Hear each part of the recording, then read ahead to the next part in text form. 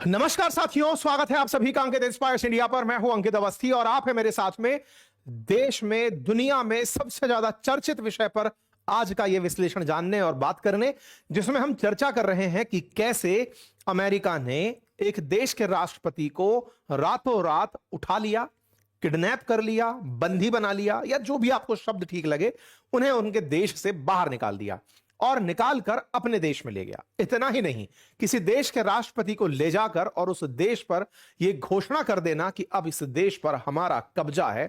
दुनिया के इतिहास में इससे फास्ट और इससे ज्यादा संवेदनशील, इससे ज्यादा चर्चित शायद ही कुछ रहा होगा। जब किसी देश को इस तरह से अचानक सत्ता परिवर्तन देखना पड़ा हो, जब किसी देश में अचानक किसी दूसरे देश ने इस तरह से कब्जा कर लिया हो। यह चर्चा है वेनेजुएला की, जिसके बारे में हमने कल भी आपके सामने इसी चैनल पर सेशन में डिटेलिंग दी थी। घटना होने के 2 घंटे के भीतर भीतर हमने आपको पहला विश्लेषण दे दिया था, चर्चा आपके सामने रख दी थी। आज कल से लेकर अब तक जो भी घटनाएं घटित हुई हैं उन पर जानकारी प्राप्त करेंगे कि अमेरिका आफ्टर ऑल कह क्या रहा है, दुनिया क्या कह रही है और वेनेजुएला के लोग इसे कैसे देख रहे हैं। अमेरिका में किस तरह से उस राष्ट्रपति को एक हवाई जहाज में लाया जाता है, इसकी चर्चा आपके सामने होगी। चर्चा होगी किस तरह से एक देश के राष्ट्रपति को अपराधी की तरह हाथ बांध करके खुद के देश में लाया जाता है, यह कहते हुए कि तुम अपराधी हो। एक देश जो कि संप्रभु है, एक देश जिसकी जनता के द्वारा इलेक्टेड राष्ट्रपति मिला है, अमेरिका की नजर में वो राष्ट्रपति इलेजिटिमेट है, यानी कि वो गैर वैधानिक है। अमेरिका जिसे डेमोक्रेसी नहीं मानता वो डेमोक्रेसी नहीं है। और ऐसे में अगर अमेरिका की बात नहीं मानी तो हश्र ये होगा। यहां तस्वीरों से आप देख सकते हैं एक देश का राष्ट्रपति जो आपको यहां पर ब्लू हुडी में दिखाई दे रहे हैं, उसे सेना के जवान चारों तरफ से घेरे हुए हैं। उन्हें उनकी पत्नी के साथ उनके बेडरूम से रात को उठा लिया जाता है। अमेरिका की सेना उन्हें इस तरह पकड़कर अपने देश में लेकर चली आती है। नाम है इनका निकोलस मादुरो, जो वेनेजुएला में लंबे समय से सत्ता में थे। अमेरिका की नजर में ये तानाशाह थे। अमेरिका की नजर में जनता इन्हें पसंद नहीं करती थी, इसलिए इन्हें हटा दिया। लेकिन जब इनकी गिरफ्तारी करके वापस ले जाया गया तो अमेरिका ने सीधा कहा कि निकोलस मादुरो जो दुनिया के सबसे बड़े तेल के भंडार पर बैठे हुए हैं, उस तेल के भंडार पर बैठे राष्ट्रपति को हटाना जरूरी था, क्योंकि वो अमेरिकी कंपनियों को काम नहीं करने दे रहे थे। उन्होंने अमेरिकी कंपनियों से उनका हक छीन लिया था। अमेरिका चाहता है कि वेनेजुएला में फिर से अमेरिकी कंपनियां जाएं और तेल को निकालें, इसलिए हमने वो व्यक्ति ही हटा दिया जो हमें काम नहीं करने दे रहा था। आप सबने, क्योंकि आप में से अधिकांश लिसनर वो होंगे जो आजादी के बाद जन्मे होंगे, आप सबने आजादी के किस्से और आजादी से पहले हमारे उपनिवेश बनने के किस्सों को इतिहास में पढ़ा होगा। इतिहास में किस तरह से एक पावरफुल देश दूसरे देश को अपना उपनिवेश बनाता है, यानी कॉलोनी बनाता है, यह आपने सुना होगा। आज के समय में आप देख रहे हैं कैसे एक शक्तिशाली राष्ट्र, किसी देश जिसके पास प्राकृतिक संसाधन भरपूर हैं, लेकिन खुद की सुरक्षा के लिए शायद असलहा नहीं है, शायद उसके पास न्यूक्लियर बॉम्ब नहीं है, उस देश पर एक दूसरा शक्तिशाली देश यह कहकर आक्रमण करता है कि तुम्हारे तेल के भंडार को हमारे देश की कंपनियां चलाएंगी, तुम्हें यहां से हटना होगा। और यह कहकर उन्हें बिल्कुल वैसे हटा दिया गया जैसे एक बाहुबली सीट के लिए लड़ाई लड़ रहा हो। एक बाहुबली बस की सीट के लिए लड़ाई लड़ते हुए सवारी को उठाकर फेंक देता हो कि अब यह सीट मेरी हुई। इतना छोटा सा वाकया दिखा दिया गया एक देश के राष्ट्रपति के द्वारा दूसरे देश के राष्ट्रपति के लिए। तस्वीरों में जिन्हें आप देख रहे हैं, एक वो जो कि मैंने मल्टीपल टाइम आपको सेशंस में यह जानकारी दी है कि ट्रंप किस तरह से अपने यहां की ऑयल कंपनीज के द्वारा फाइनेंस्ड है, हमने कई बार चर्चा में लिया है। और इनके द्वारा दुनिया का सबसे ज्यादा तेल रखा हुआ देश वेनेजुएला के राष्ट्रपति को इस तरह बंधक बना के लाया जाना, यह आने वाले समय में लंबे समय तक इतिहास में चर्चा बनेगा। हिसाब उन लोगों का भी होगा जो आज के समय में चुप रहेंगे, क्योंकि उपनिवेश कोई देश एक ही समय पर नहीं बनता, एक छोटे से फ्रैक्शन में नहीं बनता। सबसे पहले गुलाम देश की मानसिकता होती है। आज जिस तरह से पूरी दुनिया चूड़ियां पहनकर बैठी है, अमेरिका के खिलाफ नहीं बोल पा रही है, या इस घटना के खिलाफ यूनाइटेड नेशंस का जो रवैया है वो दुनिया के लिए एक नजीर बनने वाला है, क्योंकि यहां से आगे अब जो होगा उसकी कल्पना किसी ने भी नहीं की होगी। यहां से आगे शक्तिशाली राष्ट्रों को एक तरीका मिल गया। यहां से आगे आने वाले समय में हो सकता है कि आपको कल सुनने को मिले कि जेलेंस्की को पुतिन ने उठा लिया, या फिर सुनने को मिले कि चीन ने ताइवान को रातों रात कब्जा कर लिया, या सुनने को मिले कि दुनिया का कोई भी देश देश अपने पड़ोसी देश के साथ या फिर अपने विरोधी के साथ यही रवैया अपना रहा हो।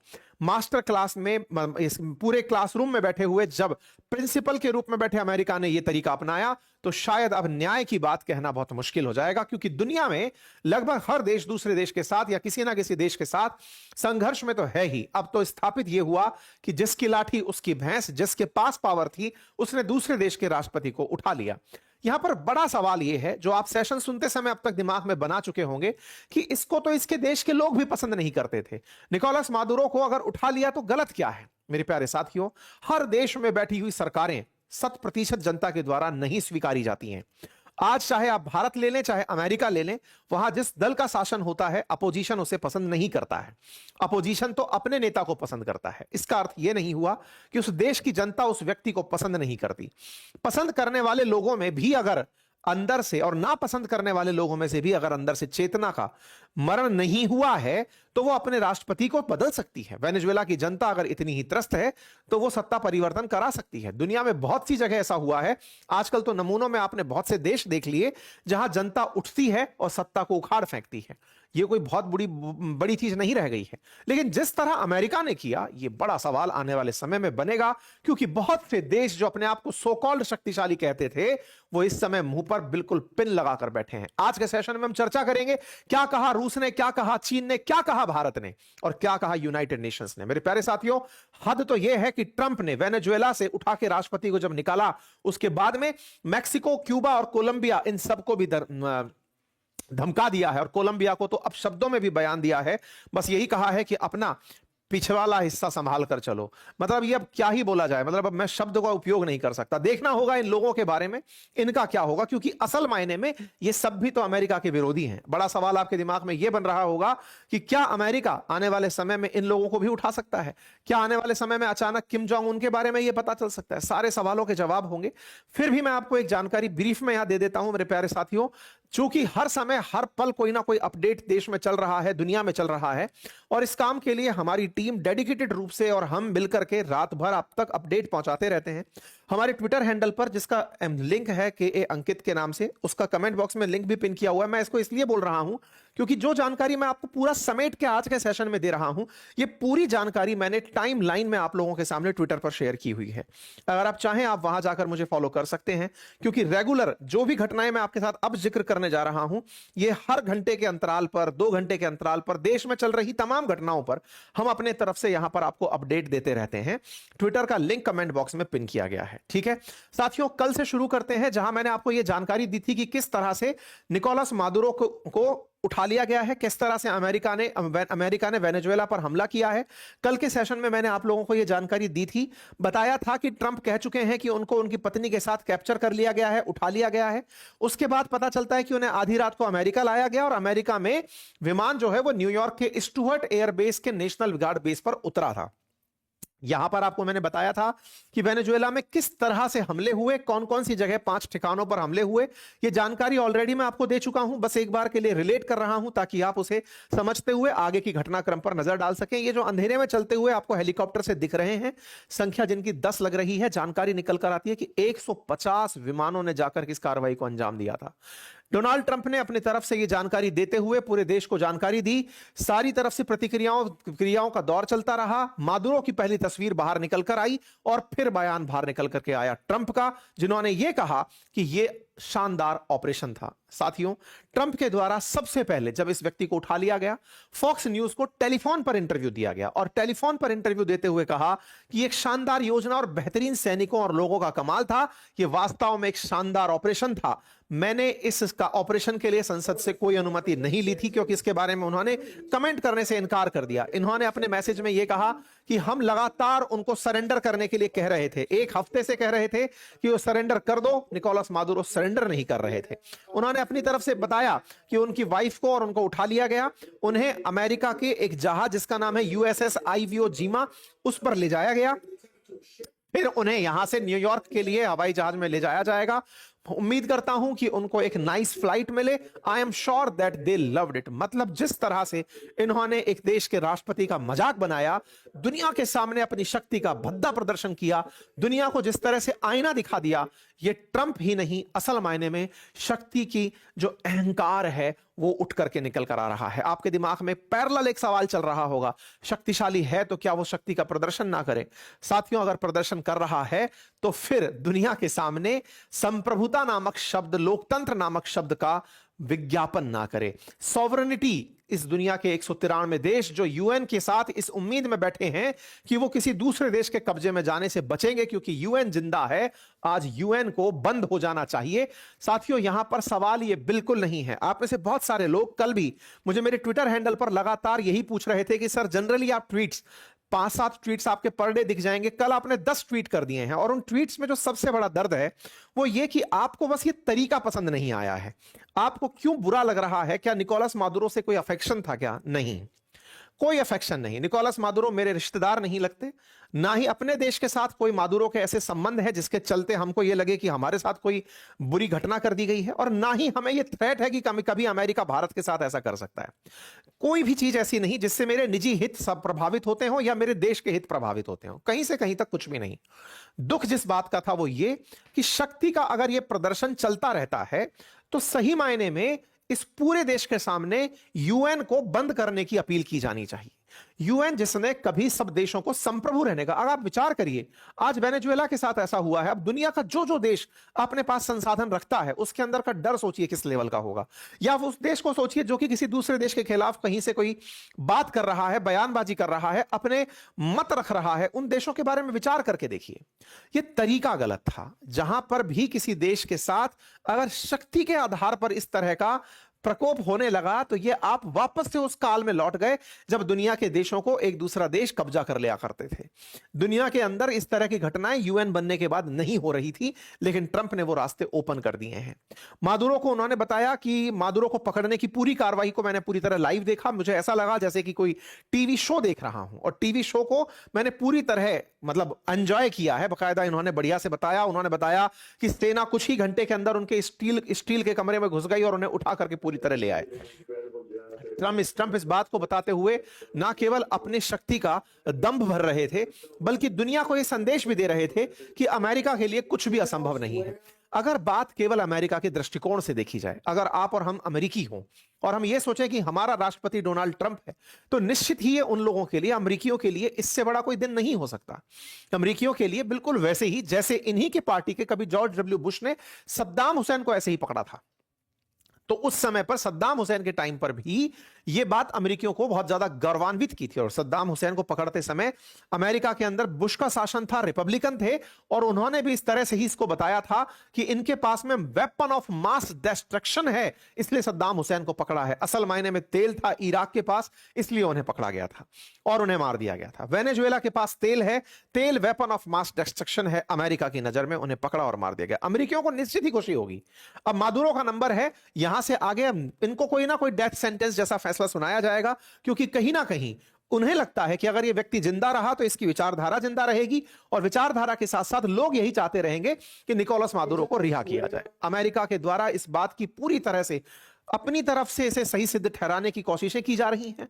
हद तो यह है कि दुनिया के द्वारा इस बात पर प्रतिक्रिया के नाम पर प्रतिक्रियाएं जो है ना, वो आप देखेंगे तो आपको खुद से यह होने लगेगा कि इस देश में केवल एक ही चीज होनी चाहिए, या इस दुनिया में केवल एक ही चीज होनी चाहिए, और वो है शक्ति।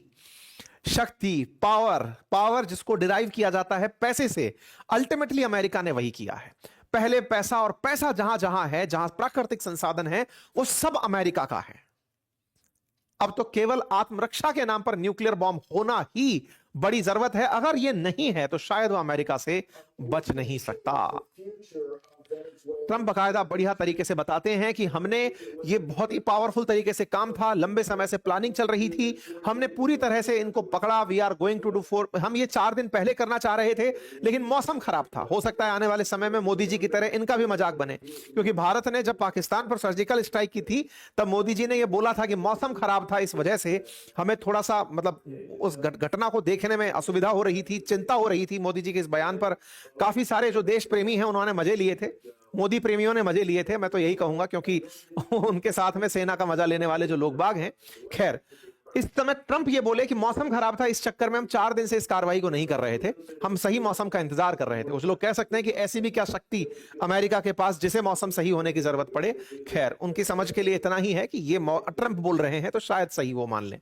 ट्रंप अपने बयान में कहते हैं कि अमेरिका अब प्लानिंग कर रहा है कि वेनेजुएला के साथ आगे क्या किया जाए। हम देखते हैं कि विपक्ष का अगर कोई नेता ऐसा है जो सत्ता संभाल सके तो उसे सत्ता देंगे। मैंने मादुरो को पकड़ने की पूरी कार्रवाई को लाइव देखा है और उसके अंदर मतलब जबरदस्त ताकत का इस्तेमाल हुआ है।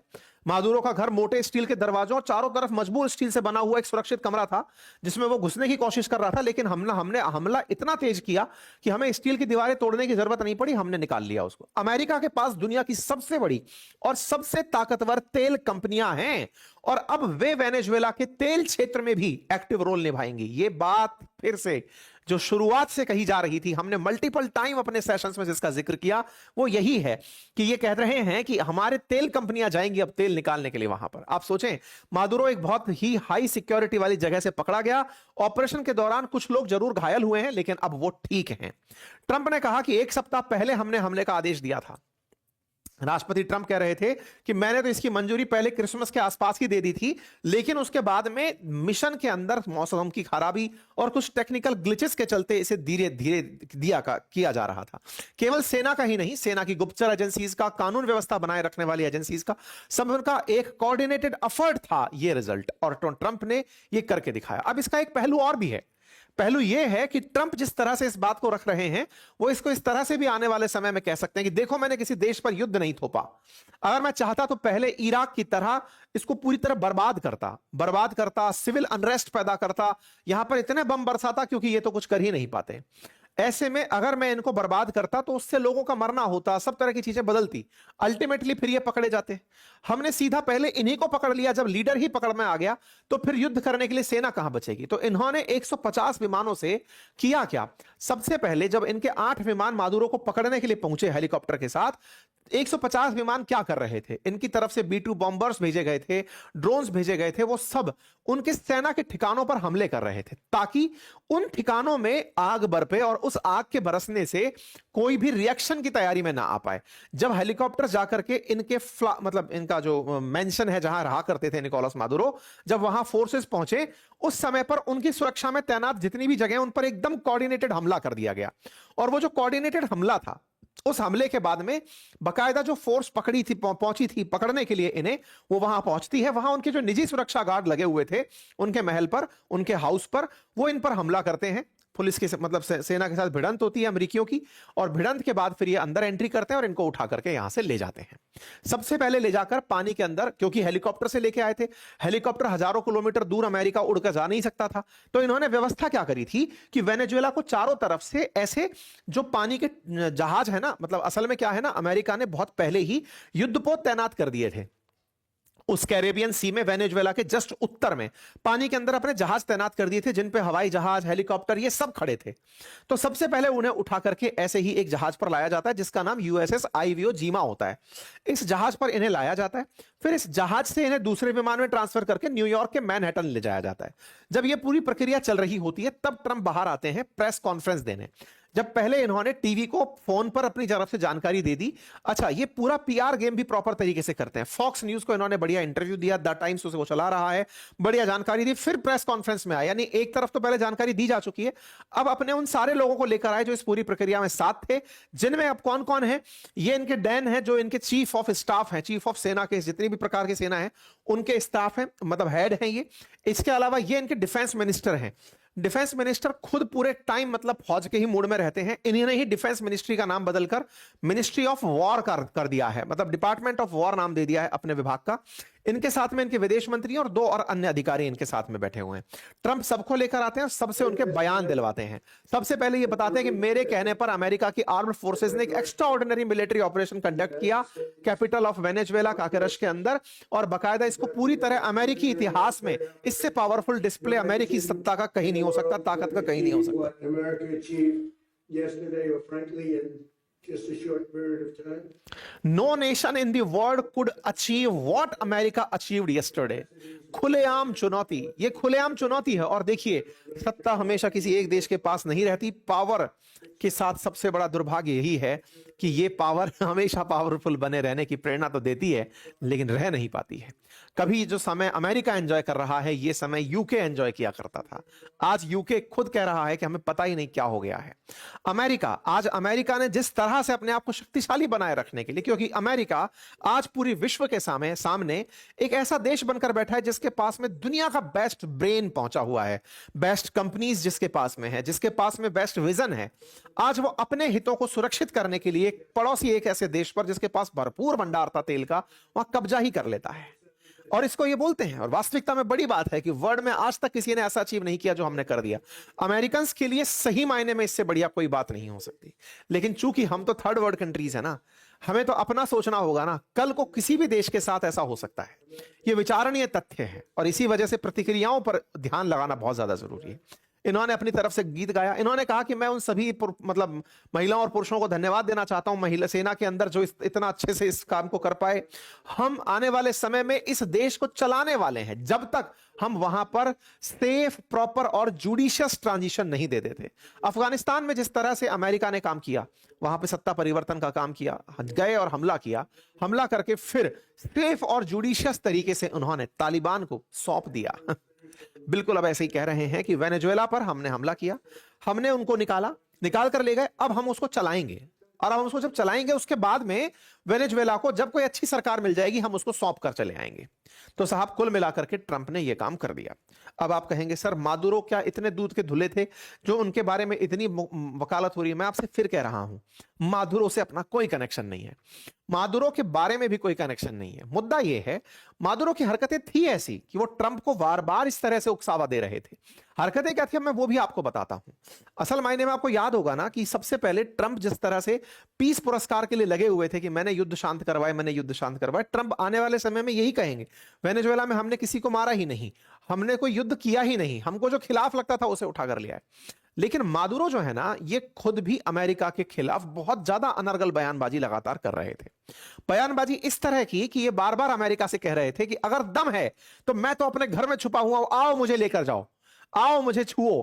ये निकल करके कच्चे में से बाहर आ रखा था। मतलब हद ये थी कि मादुरो ने अमेरिका को उकसावा देने के लिए पूरी दुनिया का ध्यान अपनी तरफ आकर्षित किया हुआ था।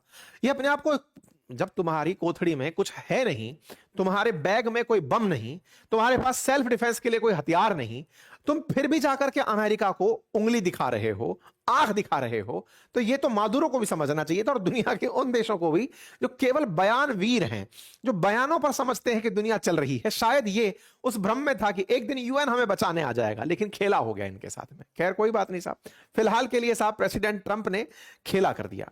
अब एक और इंटरेस्टिंग बात है, और वो क्या है कि ट्रंप ने जहां मादुरो को उठाया, वहीं दूसरी तरफ से सवाल यह बना कि मादुरो के अपोजिशन में एक महिला थी सर, जिसको नोबेल पीस पुरस्कार मिला था, क्या आप उसको राष्ट्रपति बनाएंगे, अब उनको सत्ता सौंपेंगे? अब इसकी क्या कहानी है वो सुनो। जब ट्रंप बार बार नोबेल पुरस्कार की मांग कर रहे थे, तो उस समय पर नोबेल पीस पुरस्कार कमेटी ने वेनेजुएला की एक महिला को पुरस्कार दे दिया था।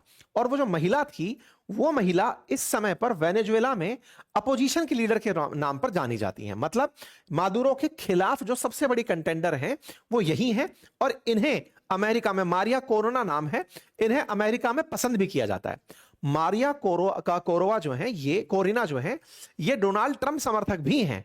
लेकिन अमेरिकी राष्ट्रपति से जब ये पूछा गया तो क्या आप अब मारिया कोरिना को सरकार सौंप देंगे, तो पता है ट्रंप तुरंत क्या बोलते हैं? कहते हैं कि वो जनता के बीच लोकप्रिय थोड़ी कम है, अब चूंकि वो लोकप्रिय नहीं है तो उन्हें हम सत्ता देना नहीं चाहते। मतलब हद ये है, तुमको मादुरो पसंद नहीं, हटा दिया। नोबेल पीस प्राइज कमेटी ने जिसे चुना मादुरो के खिलाफ, उसे भी आप पसंद नहीं कर रहे, क्योंकि जनता उसे पसंद नहीं कर रही। जनता पसंद नहीं कर रही, या फिर उसके साथ बैठकर अभी डील करोगे कि बता भाई, अगर तेल की कंपनियों को आने वाले समय में हमेशा काम करने देगी तब तुझे आने देंगे। बाय द वे, मादुरो के ऊपर अमेरिका ने चार्जेस क्या लगाए कि साहब ये हमारे देश के अंदर ड्रग्स भेजता है। वास्तविकता में दिक्कत क्या थी? दिक्कत यह थी कि वंस अपॉन ए टाइम, जब अमेरिका वेनेजुएला में तेल निकाला करता था, बड़ी मात्रा में अमेरिकी कंपनियां वेनेजुएला में काम किया करती थी, तब वेनेजुएला के अंदर ह्यूगो चावेज नाम का एक नेता हुआ, और उस व्यक्ति ने क्या किया कि वेनेजुएला से अमेरिकी कंपनियों को रातों रात निकलने का आदेश दे दिया, और कहा कि जितनी भी कंपनियों के द्वारा लगाए गए सिस्टम हैं, इनकी कीमत हमसे ले जाओ, मतलब रिफाइनरीज जो बनाई हुई थी, तेल निकालने के जो बहुत सारे इंस्ट्रूमेंट्स लगाए हुए थे, ये यहीं छोड़ दो, इनका पैसा ले जाओ, अब देश को, देश की जनता चलाएगी, अमेरिकी कंपनियां लौट जाएं यहां से। अमेरिकी कंपनियों के लोग वहां से निकल गए और अपना सारा सेटअप लगा छोड़ा है। ह्यूगो चावेज की इस पॉलिसी का वेनेजुएला की जनता ने खूब तारीफ की कि वाह, नेता हो तो ऐसा। वो मर गया, उसके बाद में आया मादुरो, जो उसी का ही वो था, मतलब एक तरह से समझिए उत्तराधिकारी था। वो भी बिल्कुल वैसे ही सत्ता चलाता रहा, लेकिन दिक्कत ये हुई कि कंपनियों के द्वारा लगाया गया जो सेटअप था ना, वो धीरे धीरे पुराना होता चला गया। कंपनियां ढंग से काम नहीं कर पाई, सरकारी एजेंसियां वो संभाल ही नहीं पाई, नई टेक्नोलॉजी को ले नहीं पाई, और जनता को मुफ्त की आदत पड़ गई। मुफ्त की आदत पड़ गई तो मादुरो को जनता को चलाए रखने के लिए मुफ्त की योजनाएं तो चलाए रखनी पड़ी, और तेल उत्पादन कम होने लग गया। तेल उत्पादन कम हुआ तो हुआ, अमेरिका ने अपनी इस बेइज्जती के चक्कर में वेनेजुएला का तेल बिकवाना बंद कर दिया कि बेटा तुम तेल तो तब निकालोगे ना जब तुम्हें खरीदने के लिए किसी को भेजूंगा, कोई खरीद नहीं पाएगा। जैसे आज इंडिया को अमेरिका ने रोक रखा है कि तुम रूस से तेल नहीं खरीदोगे, दुनिया भर के तेल खरीदने वालों को धमका दिया कि तुम तेल खरीद के दिखाओ। तो वेनेजुएला तेल निकालना चाहते हुए भी तेल नहीं निकाल पा रहा था। तो ऐसे में अमेरिका अपनी उन कंपनियों के दबाव में लगातार काम कर रहा था। तेल कंपनियां चाह रही थी कि ट्रंप जैसा आदमी सत्ता में आया। तेल कंपनियां ट्रंप के पास गई कि साहब सुनो, वो जो तेल के सिस्टम हम छोड़ के आए थे, कम से कम हमें वो वापस दिलवा दो, तेल के भंडार हमें वापस दिलवा दो। तेल के भंडार मिल जाएंगे तो रूस को हम वैसे ही खत्म कर देंगे। खत्म कैसे कर देंगे? आज रूस का सबसे बड़ा पॉइंट क्या है कि मैं सस्ता तेल बेच रहा हूं। अमेरिकी कंपनियां वेनेजुएला अब जाएंगी, रूस से सस्ता तेल बेचना शुरू करेंगी। भाई वेनेजुएला का तेल अमेरिका का तो है नहीं, अमेरिकी कंपनियां वहां जाकर तेल निकालेंगी। वेनेजुएला के ही किसी व्यक्ति को डमी आदमी के रूप में बिठाया जाएगा, कहा जाएगा कि कमाने के लिए पैसे देंगे तुम्हें, अब पैसे से तुम्हारे देश को चलाओ, जो भी चलाना है चलाते रहो, हमें तेल निकालने दो। और तेल निकालकर अब दुनिया के अंदर हम तेल बेचेंगे। इससे क्या होगा, जो रूस का तेल है ना, उसका तेल बेचना बंद हो जाएगा, यानी कि कंपिटेटिव प्राइसिंग में वो पिछड़ जाएगा। दुनिया को तेल मिलने लगेगा और अमेरिका का सिक्का चलने लगेगा। अमेरिका ने अपना आदमी बिठा करके तेल सप्लाई शुरू कर दिया। आप कहेंगे इसमें बुरा क्या है? फिर ये तो बहुत सही है, बिल्कुल सही है। आप जब तक अपना स्वार्थ सोचते रहेंगे सब कुछ सही है। दिक्कत जहां जहां बार बार आ रही है वो यही कि क्या किसी एक देश को जिसके पास प्राकृतिक संसाधन है उसे किसी दूसरे देश के हाथों इस तरह सरेंडर हो जाना चाहिए? फिर तो खुलेआम तरीके से यह काम होने लगेगा। फिर तो विचार करके देखिए कि कल को किसी भी देश के साथ, आज भारत और चीन के बीच में इस तरह की टसल चलती है, हर देश अपने इस एक्ट को जस्टिफाई करने लगेगा। फिर तो कमजोर को जीने का हक ही खत्म हो जाएगा। लोकतंत्र है क्या? लोकतंत्र ये है, दुनिया के अंदर अगर लोकतंत्र की बात कर रहे हो तो पंक्ति में आखिर में खड़ा जो व्यक्ति है उसके बारे में भी कद्र हो रही है, उसकी भी सुनवाई हो रही है। यहां तो अमेरिकी हितों की सुनवाई हो रही है, अमेरिकी कंपनियों की सुनवाई हो रही है कि चलो तेल निकालने के लिए देश को पकड़ लो, तेल निकालने के लिए पकड़ा, राष्ट्रपति उखाड़ा, खुद का देश बना दिया, चलो अब हम चलाएंगे इसको। साहब इन्होंने कह दिया कि हम जानते हैं कि oil business in Venezuela has been bust for a long period, we are going to have our very large United States oil companies go in, spend billion of dollar, fix the badly broken infrastructure and start making money for the country. ये सब काम बोले अब हमारी कंपनियां जाकर के करेंगी। Venezuela unilaterally seized and stole American oil, American asset and American platform, costing us billions and billions of dollar. हम वो बदला लेने के लिए पहुंचे और इन्होंने कर दिया जी। कुल मिलाकर बात यह है, अब ओपन मामला हो गया है कि अमेरिकी कंपनियों के दबाव में ट्रंप ने ये काम किया और पूरी तरह से उठाकर ले गए साहब, ले गए साहब, ले गए साहब, ले गए साहब। पूरी तरह से बयानबाजी इनके राष्ट्रपति से सबसे आई। इस बीच में एक लाइन और बाहर निकल कर आती है और अमेरिका ने यहां पर ना लोगों को एक बात और समझा दी, और वो ये है कि देखो अब तक दुनिया चलती थी मॉनरो डॉक्ट्राइन पर और अब चलेगी डॉनरो डॉक्ट्राइन पर। अभी डॉनरो क्या है, मॉनरो क्या है और डॉनरो क्या है, ऐसे समझो। जैसे अपने देश में ना, मैंने आपको बताया था हमारे देश की नेबरों को लेकर के एक पॉलिसी हुआ करती थी, गुजराल डॉक्ट्राइन के नाम से जानते थे कि कोई पॉलिसीज हैं जिनको फॉलो किया जा सकता। तो ऐसे ही अमेरिका के राष्ट्रपति हुए थे मॉनरो, रिचर्ड मॉनरो, उनके नाम पर एक मॉनरो डॉक्ट्राइन चलती थी कि भाई साउथ अमेरिका, नॉर्थ अमेरिका, इन देशों को कैसे को एग्जिस्ट करना है, कैसे कोई देश दूसरे देश में कोई इंटरफेरेंस नहीं करेगा, कैसे यूरोप आकर के हम पर हमला नहीं करेगा, उन सब के लिए एक डॉक्ट्राइन लिखी थी। डोनाल्ड ट्रंप ने खुद के नाम से डॉनरो डॉक्ट्राइन निकाल दी, डोनाल्ड ट्रंप डॉक्ट्राइन। अमेरिकी हित सर्वोपरि, सिंपल सी बात है, अमेरिका फर्स्ट है और अमेरिकी हित सबसे बड़ी है। पहले जहां पर मॉनरो के अंदर जेम्स मॉनरो जो हुआ करते थे राष्ट्रपति अमेरिका के, उनके ऊपर non colonisation, to sphere, non interference, इस प्रकार की नीतियां हुआ करती थी कि कोई किसी के केस में इंटरफेरेंस नहीं करेगा, ना यूएस अमेरिका में, यूएस यूरोप में करेगा, ना यूरोप यूएस के अंदर करेगा या आसपास के क्षेत्रों में करेगा। यहां पर उल्टा चल दिया। अब इन्होंने कहा कि हमारे हित सर्वोपरि। अब हित सर्वोपरि का मतलब समझ रहे हैं? आने वाले समय में ग्रीनलैंड पर सुनेंगे आप एक दिन ऐसा ही अमेरिकी झंडा लहराता हुआ। पनामा कैनाल पूरी तरह से अमेरिका की होती हुई सुनेंगे। अब आपको ग्रेट अमेरिका देखने को मिलेगा और आप केवल देख पाएंगे, कुछ कर नहीं पाएंगे। सुनते रहिए, बस यही चलने वाला है। कुल मिलाकर के अमेरिका की तरफ से आज जो काम किया गया उसके अंदर 150 से अधिक विमान शामिल थे और यह सारा कारनामा कर दिया गया। अब सबसे बड़ा सवाल तो आपके दिमाग में इतनी देर से बन रहा होगा कि दुनिया इस पर क्या बोली, ये तो हमें पता चले। मतलब लोग इसको कैसे देख रहे हैं, कैसे इस ऑपरेशन को मतलब अंजाम दिया गया, इस ऑपरेशन के अंदर क्या तरीके फॉलो किए गए। तो इस पर इन्होंने बकायदा बयान दिलवाए। इन्होंने कहा कि जो हमारे अमेरिका के joint chief of staff general Dan हैं, कि उन्होंने बताया कि मादुरो को पकड़ने के लिए लंबी सी प्लानिंग चल रही थी, कई महीने से प्लानिंग चल रही थी। सेना ही नहीं, उसके साथ साथ कई सीक्रेट एजेंसीज भी इस काम को करने के लिए लगी हुई थी। सब मिलकर के एक साथ काम कर रहे थे। उन्होंने कहा कि शुक्रवार को क्या हुआ, ऑपरेशन की शुरुआत के लिए हमने 150 हवाई जहाज एक साथ उड़ाए, जो कि अमेरिका से उड़े और कुछ आसपास के हमारे जो ठिकाने हैं वहां से उड़े। जमीन से मात्र मतलब समुद्र से 20 अलग अलग ठिकानों से उड़ उड़ करके हवाई जहाज चल दिए। हेलीकॉप्टर्स भी शामिल थे। जमीन से 100 फीट की ऊंचाई पर ही हमने वेनेजुएला के अंदर हेलीकॉप्टरों को एंट्री कराया और हेलीकॉप्टर की सुरक्षा के लिए पहले से ही आसपास हमने सैन्य कार्रवाई करना शुरू कर दिया कि आसपास बम गोले फोड़ते रहो। फिर हम वेनेजुएला के अंदर 1 बजे मादुरो के कैंपस में पहुंचते हैं और मादुरो के कैंपस में पहुंचकर वहां पर गोलीबारी चलना शुरू होती है। हम भी जवाबी कार्रवाई करते हैं। 3:29 पर तो अमेरिकी सैनिक वेनेजुएला से बाहर निकल जाते हैं और मादुरो और उनकी पत्नी को लेकर के अमेरिकी वॉरशिप यूएसएस इवो जीमा के ऊपर लेकर के आ जाते हैं। बेहतरीन कोऑर्डिनेटेड एफर्ट्स था और हमने पूरी तरह से इस काम को किया। हमारा एक विमान इसके अंदर शिकार भी हुआ, हालांकि वो लड़ता रहा, अभी तक वो बर्बाद नहीं हुआ है और पूरी तरह से मिशन को कंप्लीट करके अपनी जगह लौट कर आया। अमेरिकी फोर्सेस में डेल्टा फोर्सेस का जिक्र किया गया। डेल्टा फोर्सेस वो फोर्सेस हैं जो अमेरिका की सबसे ज्यादा मतलब खतरनाक फोर्सेस कही जा सकती हैं, या वो फोर्सेस हैं जिन्होंने इस घटना को अंजाम दिया, जिन्हें कई तरह की ट्रेनिंग है, शहरों में भीड़ में कई तरह के प्रेशर झेलने की जो टेक्निक उनके पास है, उस फोर्स को यहां पर अंजाम देने के लिए भेजा गया था, जिससे पहले भी बहुत सारे काम करवाए जा चुके हैं। उस फोर्स ने यहां जाकर के इस तरह का काम किया है। कोलंबिया के प्रेसिडेंट, अब सवाल इनसे पूछा गया कि सर वो ट्रम्प साहब, वो कोलंबिया वाले भी कुछ कह रहे थे। तो भाई साहब ये कहते हैं कि सुनो, उनसे कहना कि हमें पता है कि तुम कोकेन बनाते हो और वो तुम हमारे देश के अंदर भिजवा रहे हो। अच्छा है, so he does have to watch his ass. बस समझ जाओ, बोले तुम बेटा, तुम्हारे ऊपर भी नजर है हमारी, ठीक है। ट्रंप ने बकायदा तस्वीरें जारी करी कि रात भर मैंने ऑपरेशन बिल्कुल लाइव ऑपरेशन की तरह देखा है, एब्सोल्यूट रिजॉल्व कर दिया है मामला।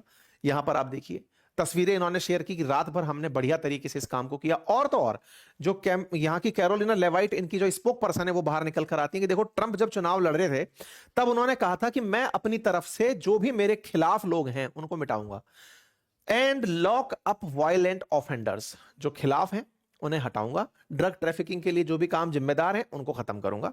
बोले इन्होंने जो कहा था वो कर दिया। अब मादुरो का भी देख लीजिए हाल। ये वो मादुरो है, आई am waiting for you here इन मेरा फ्लोर, ये इनका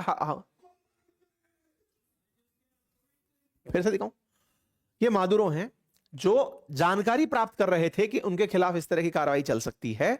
वो उछल उछल करके अमेरिका को उकसावा कर रहे थे। I am waiting for you here in Miraflores. Miraflores क्या है? मादुरो का महल था। ट्रंप को बोल रहे थे कि डरपोक आदमी, अगर है हिम्मत तो मुझे पकड़ने आओ। ट्रंप आ गए और आकर के उसको लेकर के चले गए। अब व्हाइट हाउस ने बकायदा इस फोटो को डाल दिया, कम गेट मी। बोले लो हम आ गए।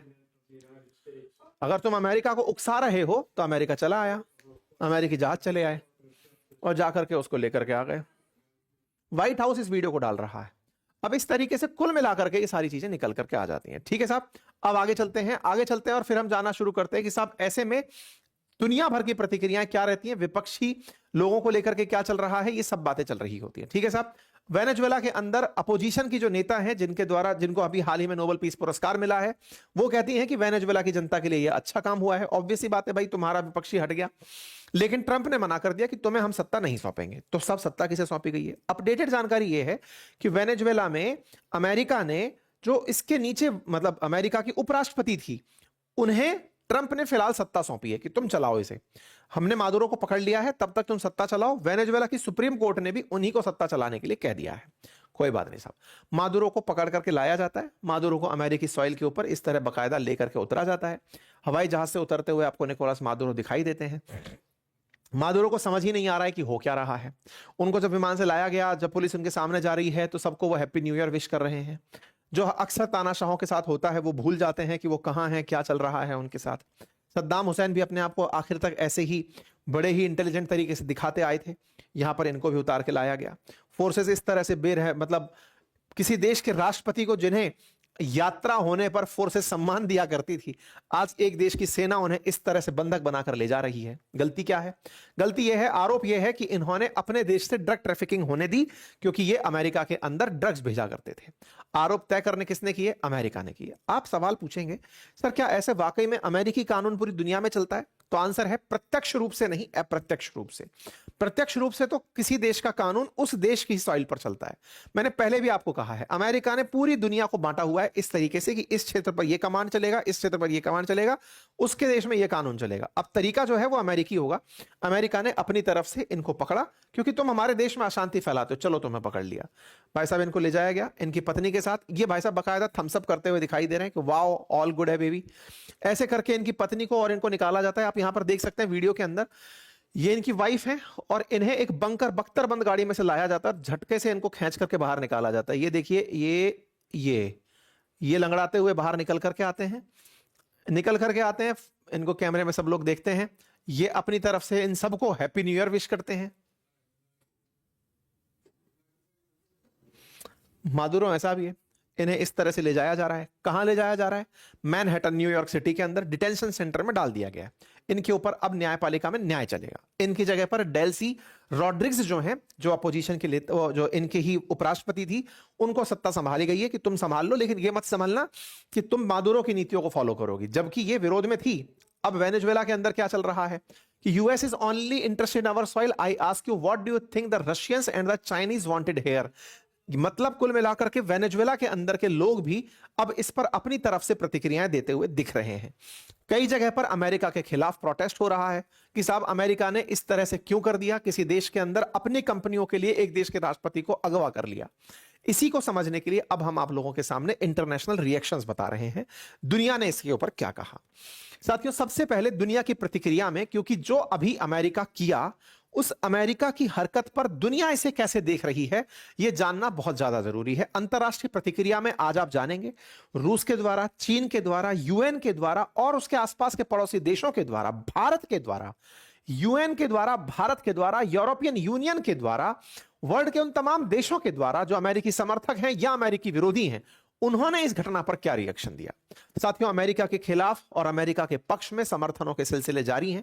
किसी में लेकिन यह हिम्मत नहीं है जो अमेरिका को यह कह दे कि तुम उसे लौटाओ, नहीं तो हम तुम्हारे ऊपर गोला चलाएंगे। कोई देश ऐसा नहीं कह पाया है। एक एक करके सबसे पहले आसपास के देशों से शुरू करते हैं। सबसे पहले शुरू होता है साहब अर्जेंटीना, साउथ अमेरिका के अंदर और देश। अमेरिका साउथ अर्जेंटीना के द्वारा कहा जाता है कि साहब ये लॉन्ग लिव फ्रीडम, क्योंकि ये ट्रंप के समर्थक हैं, इन्होंने आजादी मुबारक दे दी है। कला खजास ईयू की तरफ से कहा जाता है कि हम लोग secretary of state Marco Rubio और उनके साथ संपर्क में हैं। यूरोपियन लोगों के लिए हम चर्चा में हैं, चिंता में हैं, वेनेजुएला में उनके साथ कुछ ना हो जाए। हम मादुरो, जो कि लेजिटिमेसी के अभाव में थे, इस पूरी तरह से पीसफुल ट्रांजिशन के पक्ष में हैं। हम हर सर्कमस्टांसेस में अंतरराष्ट्रीय लॉ और यूएन चार्टर को रेस्पेक्ट करना चाहते हैं।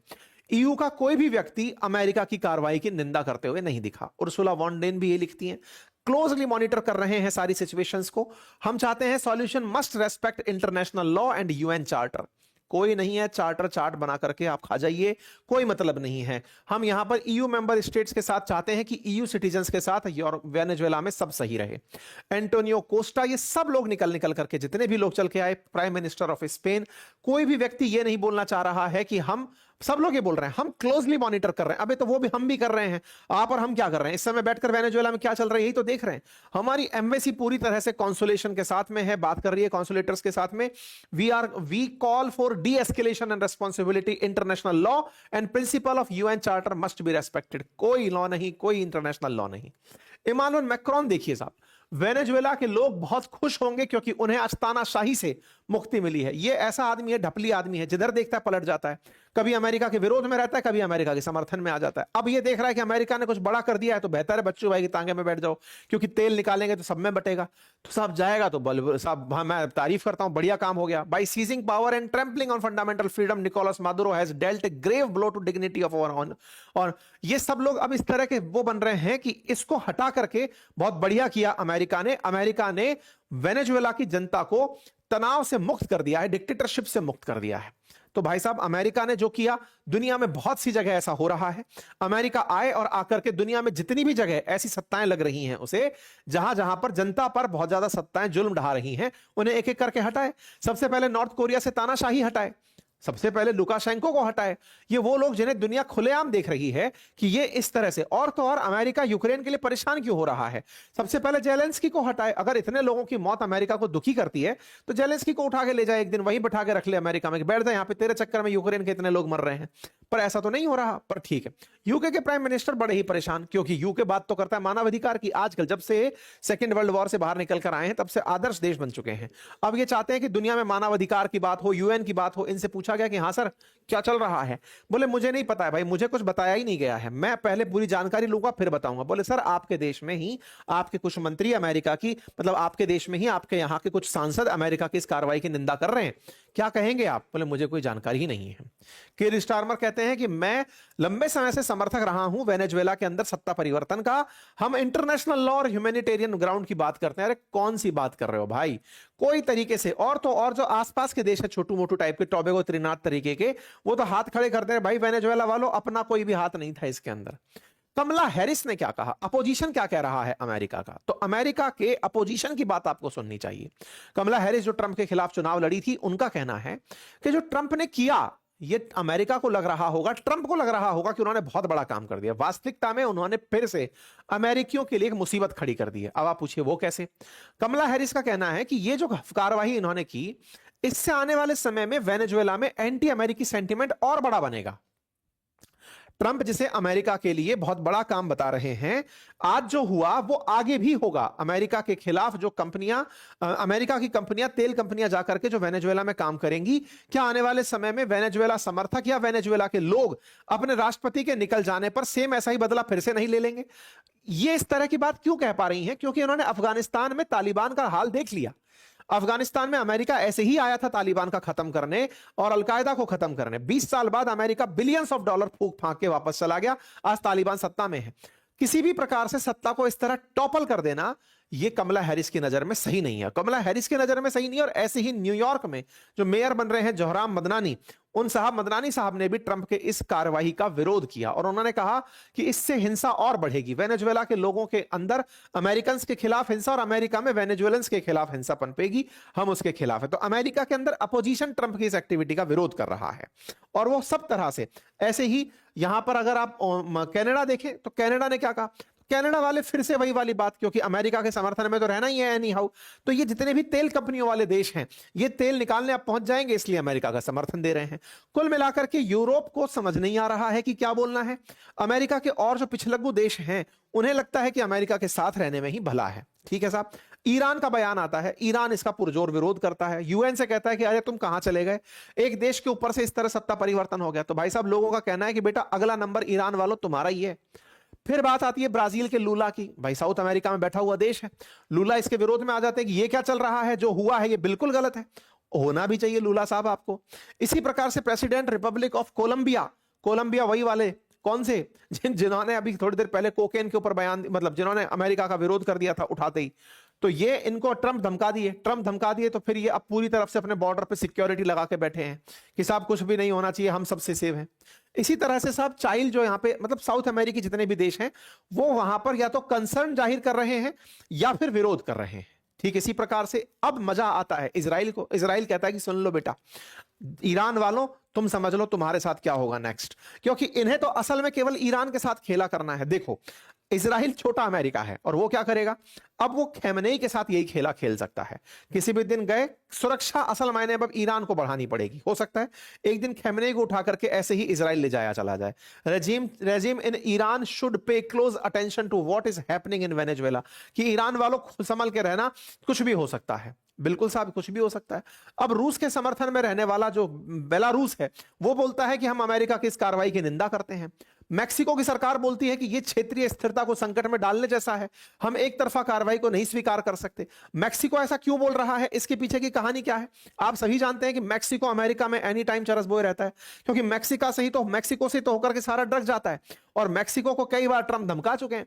अब मैक्सिको को ट्रंप कई बार धमका चुके हैं, ऐसे में गलती से कभी मैक्सिको को भी अमेरिका कह दे कि ये तो ग्रेट अमेरिका है, लो पकड़ लिया इसको भी, तो ऐसे में मैक्सिको इस कार्रवाई की निंदा कर रहा है। इसी प्रकार से दुनिया भर के क्यूबा जो है वो कह रहा है कि हम तो पूरी तरह खून बहा देंगे साहब, वेनेजुएला वालों तुम तैयार तो हो जाओ, हम तुम्हारे साथ हैं। अच्छा, अब लोग क्यूबा की बात क्यों सुने? क्यूबा की बात इसलिए सुननी चाहिए क्योंकि ये वो देश है जिसने एक बार अमेरिका को बिल्कुल इस तरह अड़ा दिया था, मिसाइलें खड़ी कर दी थी। क्यूबन क्राइसिस बोलते हैं, उसके ऊपर हमने डिटेल एक सेशन किया हुआ है, देखिएगा। अंकित इंस्पायर इंडिया पर आप डाल करके अंकित अवस्थी लिखकर क्यूबा क्राइसिस सर्च करिएगा, वो फिर से वेनेजुएला के समर्थन में आकर खड़ा हो गया। तो कुल मिलाकर के दुनिया बट तो रही है, लेकिन कुछ हो नहीं रहा है।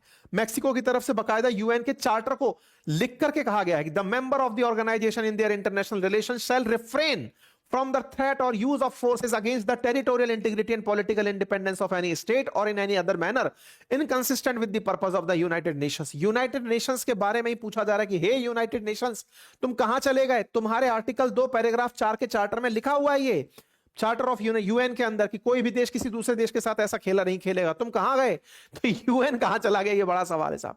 कुल मिलाकर के सब तरह के देशों की प्रतिक्रिया में एक ही बात, आपको इंतजार अब तक किसका था? रूस का। बताओ रूस ने क्या कहा, चाइना ने बताओ क्या कहा, और हमने क्या कहा, और यूएन ने क्या कहा? रशिया, जिससे सबको बहुत उम्मीदें थी, उसने निराश किया दोस्तों। निराश कुछ इस तरह से किया कि US committed an act of armed aggression against Venezuela which gives rise to deep concern and warrant condemnation। ये केवल कंडेम ही करते रह गए और ये कहते रह गए the pretext to use to justify these actions are untenable। Russia reaffirm its solidarity with Venezuelan people। अरे जनता के साथ तो हर कोई खड़ा हो रहा है। वेनेजुएला की जनता के साथ खड़े थे तुम कि मादुरो के साथ खड़े थे?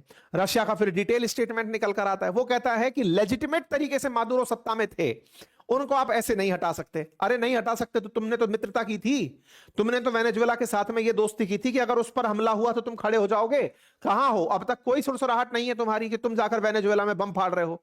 We are extremely concerned by the reports that Venezuelan president and his spouse were forcibly taken out of the country during today's aggression। भाई साहब, कुछ हो ना हो, लेकिन रशिया का पूरा पतन हो गया है इस पूरे स्टेटमेंट के साथ। रशिया ने जिस वेनेजुएला को ये गारंटी दी थी कि हम तुम्हारे साथ खड़े हुए हैं, वो फुस्सी हो गया है। अगर ये इस तरह के बयान दे रहा है कि we confirmed report that Venezuela president his spouse being US, we strongly urge US to leadership reconsider their position and release the legitimately elected president of a sovereign country and इस। तुम क्या कह रहे हो? साथ में धमकी दो ना। अगर तुम ये नहीं करोगे तो तुम्हें घातक परिणाम भुगतने पड़ेंगे। तुम अमेरिका के साथ कहां पर सेटल हो लिए ये बताओ ना। तुमने अमेरिका से किस बात पर सेटलमेंट कर लिया? क्या तुम थोड़े दिन बाद में यूक्रेन को उठाने वाले हो? क्या जेलेंस्की को उठाने वाले हो? क्या या तो तुम दोनों के बीच सौदा हो गया है, या तुमने वेनेजुएला के राष्ट्रपति के साथ धोखा किया है, और या फिर तुम खुद अब ताकतवर नहीं बचे। दुनिया को संदेश देने के समय पर तुम शांति का ज्ञान मत दो। तुमसे तो उम्मीद की जा रही थी ना। हालांकि सर्गेई लेवरोव ने बात करी है उस महिला के साथ जिसे अमेरिका ने बिठाया है सत्ता में, उनसे टेलीफोनिक बातचीत की है, लेकिन कोई मतलब निकल कर नहीं आता। उम्मीद थी कि कुछ मतलब तगड़ी बयानबाजी देंगे, कुछ नहीं हुआ। साउथ अफ्रीका ने सबसे यूनाइटेड नेशन सिक्योरिटी काउंसिल से कहा इमीडिएटली आइए बैठिए, ये यूनिलैटरल जो एक्शन हुआ है ये गलत है। क्यों? क्योंकि साउथ अफ्रीका को पता है कि अमेरिका उसके भी खिलाफ है, तो कल को साउथ अफ्रीका में कुछ ऐसा ना हो जाए, तो सब डरे पड़े हैं उस तरीके से। चाइना का इंतजार था। चाइना वालों तुम क्या कहोगे? चाइना वाले खबर डाल रहे हैं बस, डीपली कंसर्न है, और तो और इनके स्पोक पर्सन से कैमरा फेस होना नहीं आ रहा है, लिख करके आंसर दे दिया जा रहा है। China deeply shocked and strong condemn the US in blatant use of force against. मतलब ये तो वो है कि मैं एआई को प्रॉम्प्ट देकर के भी कहूं ना कि चाइना का रिएक्शन लिख के दो, तो वो यही लाइन लिख कर देगा। केवल बुराई बुराई बुराई, विरोध करते हैं, विरोध करते हैं, हम विरोध करते हैं इस बात का, किसी सॉवरेन कंट्री के अंदर ऐसा नहीं होना चाहिए। China firmly oppose it. We call on the US to abide by international law and the purpose and principle of UN charter, stop violating other countries. हम इस बात का विरोध करते हैं। अरे तुम यूनाइटेड नेशन सिक्योरिटी काउंसिल के देश हो, बिठाओ ना यूएनएससी की बैठक। अगर विरोध करते हो तो पुतिन को बोलो, शी जिनपिंग जी, कि आओ हम तो यूएनएससी के मेंबर हैं, दो देश बैठ करके चर्चा करते हैं, यूएन का आपात बैठक बुलाई जाए और बैठक बुला करके अमेरिका के खिलाफ प्रस्ताव पारित किया जाए, तय किया जाए कि या तो अमेरिका छोड़े, नहीं तो दुनिया में जो देश इस घटना का विरोध करते हैं वो सब एक होंगे और अमेरिका के खिलाफ होंगे। सवाल यह नहीं है, सवाल यह है कि अमेरिका खुद या फिर यूएन ये तय करे कि वेनेजुएला में सत्ता परिवर्तन होना चाहिए तो वोटिंग यूएन करवाएगा। चलो भाई, यूएन जाकर के उस देश में पहुंचता है, दुनिया से कहता है, उस देश की जनता से कहता है कि चलो वोट देते हैं, वोट देके तय करते हैं कि मादुरो को हटाना है या नहीं। अमेरिका हटा के ले जा रहा है, तुम पीछे से बस निंदा कर रहे हो। भाई आपके दिमाग में प्रश्न बनना चाहिए। अमेरिका के अंदर अब सवाल सबसे बड़ा, सर आप इतना ज्ञान दे दिए, हम क्या बोले, भारत वाले क्या बोले? भारत वाले बोलेंगे क्या? भारत लगा के बैठा था उम्मीद पुतिन से कि पुतिन कुछ बोलेंगे, पुतिन कुछ बोल नहीं पा रहे हैं, वो निंदा करके रह गए हैं। भारत के पास अपना इंडिविजुअल स्टैंड तो है नहीं।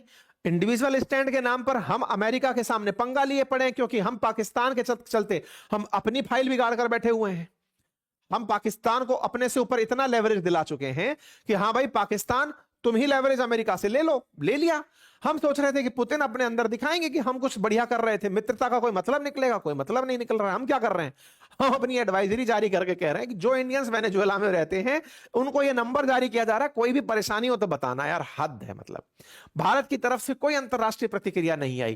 क्या भारत अपनी तरफ से एटलीस्ट ये प्रतिक्रिया नहीं दे सकता था कि यूनाइटेड नेशंस के चार्टर की पालना में यूनाइटेड नेशंस को चाहिए कि जो भी गतिविधि इस समय घटित हो रही है, ये वही वाली देश है। भारत की इस समय की चुप्पी भारत को कितना कमजोर दिखाती है। विश्व की सबसे ज्यादा आबादी रखने वाला देश आज अमेरिका के इस कृत्य पर कोई प्रतिक्रिया देने की स्थिति में नहीं है। अरे या तो अच्छी प्रतिक्रिया दे दो या बुरी प्रतिक्रिया दे दो। अचानक नामधारी क्यों बन जाते हो? नॉन अलाइन मूवमेंट में कहां घुस जा रहे हो? ये क्यों नहीं बता पा रहे हो कि कौन सी तरफ खड़े हो? बता दो ना कि या तो अमेरिका के साथ खड़े हो या फिर, और कहीं नहीं खड़े हो तो यूएन के साथ खड़े हो। यूएन का तत्काल प्रस्ताव का समर्थन करो। अमेरिका का समर्थन नहीं कर सकते, समझ में आता है। रूस का भी समर्थन नहीं कर सकते क्योंकि कोई अपोजिशन में नहीं है ना। हमारी मुसीबत यह हो गई कि हमको कोई दूसरा पक्ष नहीं दिख रहा है। हम तो अक्सर यूएन का पक्ष लेते थे, यूएन डपली बना के बैठा है, वो कुछ बोल नहीं रहा है। जेलेंस्की कह रहे हैं अमेरिका वालों, ट्रंप अगर तुम वाकई में सही कर रहे हो ना, पुतिन को भी एक दिन ऐसे उठा कर ले जाओ। अबे पुतिन तुमको उठाने की तैयारी कर रहा है, वो सौदा किया होगा 100%। यूएन के अंदर एंटोनियो गुटेरेस की तरफ सब लोग गुटर गुटर आंखें लगा के बैठेंगे, सर कुछ तो बोल दो। तुम बोल दोगे, कम से कम हम जैसे लोग तो ये बोल देंगे कि इंडिया को तो मौका मिल जाएगा, हम यूएन के साथ खड़े हैं। यूएन के साथ क्या हो गया? Deeply alarm by the escalation in Venezuela culminating with the UN. ये कंसर्न जाहिर कर रहे हैं। he is concerned that international law hasn't been respected. International law respected नहीं किए गए, respect नहीं किया गया, यूएन ये बोल रहा है। He called on all actors in Venezuela to engage in inclusive dialogue, respect of human rights and rule of law. सुनो, ये इंडिया वाली लाइन मत बोलो, डिप्लोमेसी डायलॉग पीस वाली। यूएन भी वही बयानबाजी दे रहा है। कुल मिलाकर कुछ नहीं है, एकमात्र जो लॉजिक है वो ये, अमेरिका महान। अमेरिका ने जो किया वो महान। कोई कुछ बोले ना बोले, सब शांति। कुल मिलाकर ये चल रहा है। ह्यूमन राइट के केस में चाहे जो भी बात हो, कुल मिलाकर के इराक पर हमला तेल के लिए था, वेनेजुएला पर हमला तेल के लिए वो हुआ। लोगों ने यहां से आगे का काम करना शुरू कर दिया। ट्रंप के एक एडवाइजर हैं स्टीफन मिलर, उनकी बीवी साहब एक ट्वीट डाल देती है जो कल वायरल हो जाता है तुरंत। वो ग्रीनलैंड पर अमेरिकी झंडा लगा देती हैं, कहती है कि अब ग्रीनलैंड हमारा होगा। भाई कुछ भी हो सकता है तुम्हारा, मान लिया। तुम कल को जहां झंडा लगा दोगे वो तुम्हारा है, क्योंकि सबने चूड़ियां पहन ली हैं, किसी के पास तुमने कुछ छोड़ा ही नहीं है। पूरी दुनिया जहां पर एक बार के लिए व्यवसाय के लिए आगे निकली, सब अपना अपना स्टैंड खो चुकी है। अब केवल खबरें सुनो, प्रतिक्रिया देना बंद करो। कुल मिला के बात यह है। जेसेफ मोलर सोनसेंस लिखते हैं, एम्बेसडर टू डेनमार्क, कि हाँ डेनमार्क वाले आजकल ग्रीनलैंड पर बढ़िया काम कर रहे हैं, लग रहा है बढ़िया पैसा खर्च किया, सिक्योरिटी के लिए जरूरी है, नहीं तो अमेरिका तो है ही है, बिल्कुल है। मीम वायरल हो रहे हैं खेमने को उठा के ले जाते हुए कि साहब देखो अगला नंबर इनका, इनको उठा के ले जाएंगे। तानाशाहों को मिटाने के लिए अमेरिका ने जो किया उसके मीम वायरल हो रहे हैं। भारत के अंदर मांग हो रही है कि अरे कम से कम जो अमेरिका मादुरो को उठाकर ले गया, ओवैसी साहब कह रहे हैं कि अरे इंडिया सरकार, आप जाकर के कम से कम 26-11 के आतंकियों को उठा लाओ, जाकर जाओ पाकिस्तान के अंदर बैठे उठा के ले आओ, कम से कम मौका तो है।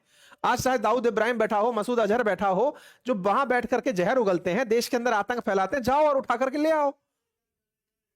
सीधी बात है, सही सवाल है। लेकिन हम अपने खिलाफ आतंकी हमले करने वालों को नहीं उठा पा रहे हैं, और वो अपने खिलाफ बयान देने के नाम पर एक देश के राष्ट्रपति को उठा ले जा रहा है। अब बात करते हैं वेनेजुएला में क्या चल रहा है। वेनेजुएला की जनता सड़कों पर उतरी हुई है, खुश है। ऐसा तस्वीरों से निकल कर आ रहा है। क्यों? क्योंकि ये तो सत्य था। मादुरो के अपोजिशन में, ये तो हर देश के साथ है, आज सत्ता पक्ष के खिलाफ अपोजिशन है। ट्रंप अगर हटते हैं तो ऐसा थोड़ी है कि कमला हैरिस के समर्थक सड़क पर नहीं आ जाएंगे कि वाह मजा हो गया। बिल्कुल वैसे ही मादुरो के हटते ही मादुरो के खिलाफ जो जनता थी वो सड़कों पर आ गई कि बहुत बढ़िया कर दिया अमेरिका ने, तो अमेरिका ने सत्ता परिवर्तित कर दी है। साहब कुल मिलाकर ये था अपडेट। जानकारी पसंद आई हो तो साथियों से साझा करें, चैनल पर नए हैं तो सब्सक्राइब कर लें, और हाँ, ट्वीट्स के साथ जुड़े रहने के लिए हमने अपने ट्विटर लिंक का अकाउंट कमेंट बॉक्स में लगाया है, जाकर के आप उसे फॉलो कर लीजिए ताकि आप अपडेटेड रह सकें जो भी तरह तरह की चीजें आ रही होती हैं, क्योंकि सेशन में एक साथ लाने से पहले ही हम आपको ट्वीट्स पे सारी जानकारी देते हुए चल रहे होते हैं। हमने लिंक कमेंट बॉक्स में पिन किया हुआ है। आज रविवार है, सामान्यतः हम रविवार के दिन सेशन नहीं करते, पर इस तरह की घटनाएं हो जाती है तो सेशन करना पड़ गया। रविवार वार्ता का बहुत मन है आपको इंस्टेंटली, अब तो क्योंकि सुबह तो नहीं होगी, इवनिंग में ही होगी, जब भी होगी आपको आधा घंटे पहले सूचित कर दिया जाएगा। आप विजिट करते रहिएगा, उन तमाम चीजों के ऊपर चर्चा हो जाएगी। Thank you so much.